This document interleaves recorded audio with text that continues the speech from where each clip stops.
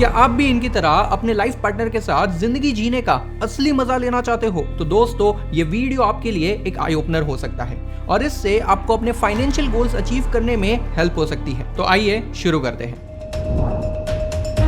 Being a financial adviser and financial planner, मुझे कई बार clients के बहुत ही डिफिकल्ट क्वेश्चन का सामना करना पड़ता है। And one of the most famous question is how to retire at 35। मुझे कई सारे क्लाइंट मीटिंग के दौरान ये सवाल पूछते हैं और आजकल तो मेरे फ्रेंड्स भी मुझसे ऐसे ही सवाल पूछने लगे हैं और इसीलिए आज मैं ये वीडियो बना रहा हूँ, जहां आज मैं आपको बताने वाला हूं कि कैसे आप अपनी अर्ली रिटायरमेंट की प्लानिंग कर सकते हो और कैसे आप सिर्फ 35 साल की उम्र में ही रिटायर होके अपनी फैमिली के साथ लाइफ के असली मजे ले सकते हो। लेकिन उसके लिए सबसे पहले हमें यह समझना पड़ेगा कि आखिर ये रिटायरमेंट का मतलब क्या है। रिटायरमेंट यानी इंसान की लाइफ का वो समय जब उसे पैसा कमाने के लिए काम करने की जरूरत ही ना पड़े और वो आराम से अपनी जिंदगी एंजॉय कर सके। अमेरिका में average retirement age is 59 years, वहीं इंडिया में एवरेज रिटायरमेंट एज 62 इयर्स। यानी जनरली इंडिया में रहने वाले इंसान को अपनी लाइफ के 62 इयर्स तक पैसा कमाने के लिए काम करना पड़ता है। वेल, ये तो ऑफिशियल डेटा है। अगर मैं अनऑफिशियली बात करूं तो कई सारे लोग 62 इयर्स की एज के बाद भी काम कर रहे होते हैं। क्यों?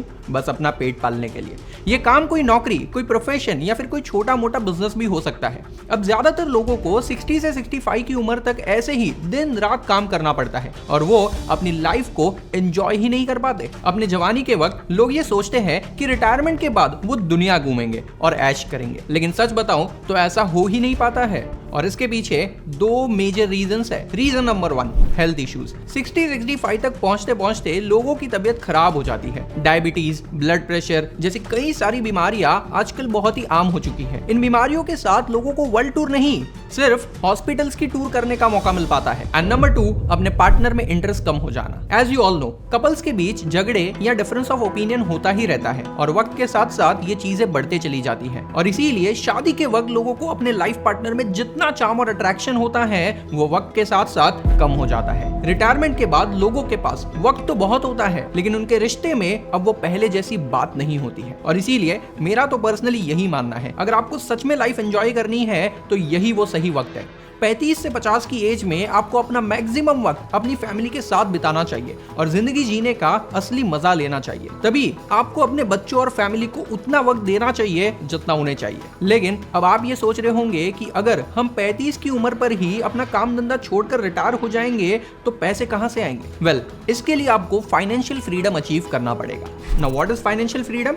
फाइनेंशियल फ्रीडम यानी लाइफ का वो स्टेज जहां आपके पास इतने पैसे हैं कि आपको और पैसे कमाने की जरूरत ही ना पड़े और आप अपनी पूरी लाइफ बिना काम किए ही काट सकते हो। और ये फाइनेंशियल फ्रीडम आपको अचीव करना होगा एट द एज ऑफ 35। यानी आपको 35 साल तक पहुंचते पहुंचते इतने पैसे जमा करने होंगे जिससे आप अपनी पूरी जिंदगी आराम से गुजार सको। अब आप में से कई लोगों को ये एक मजाक लग रहा होगा, लेकिन दोस्तों ये 100% पॉसिबल है।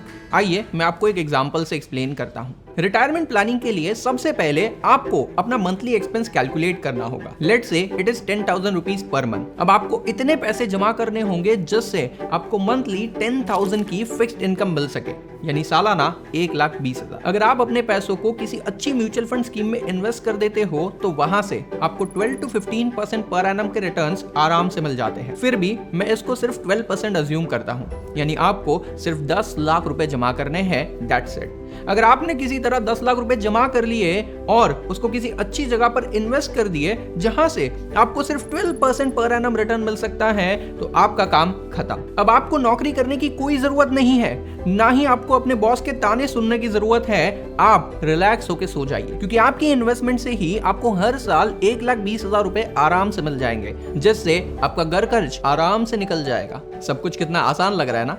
वेल, सब कुछ इतना आसान है नहीं, क्योंकि इस पूरे कैलकुलेशन में हमने एक इंपॉर्टेंट चीज को कंसीडर ही नहीं किया, दैट इज इन्फ्लेशन। इन्फ्लेशन यानी महंगाई। वक्त के साथ साथ जूते, कपड़े, मोबाइल, एक्सेसरीज, सारी चीजों के प्राइसेस बढ़ते चले जाते हैं और इस वजह से आपके मंथली एक्सपेंसेस भी बढ़ जाएंगे। अगर आज आपका महीने का खर्च 10,000 रुपए है तो आज से 10 साल बाद वो करीब 17,908 रुपए हो जाएगा, कंसीडरिंग 6% इन्फ्लेशन पर एनम। तो अब इस हिसाब से जहां आपको अब तक सालाना 1,20,000 रुपए चाहिए थे to maintain your monthly expenses, now you will need at least 2,15,000 rupees per annum. और इसके लिए अब आपको सिर्फ 10 लाख रुपए नहीं, 17,90,000 रुपए की इन्वेस्टमेंट करनी होगी, जिससे आपको हर साल 2,15,000 की इनकम मिल सके, assuming 12% return on your investment. तो क्या अगले 10 सालों में आप इतने पैसे जमा कर सकते हो?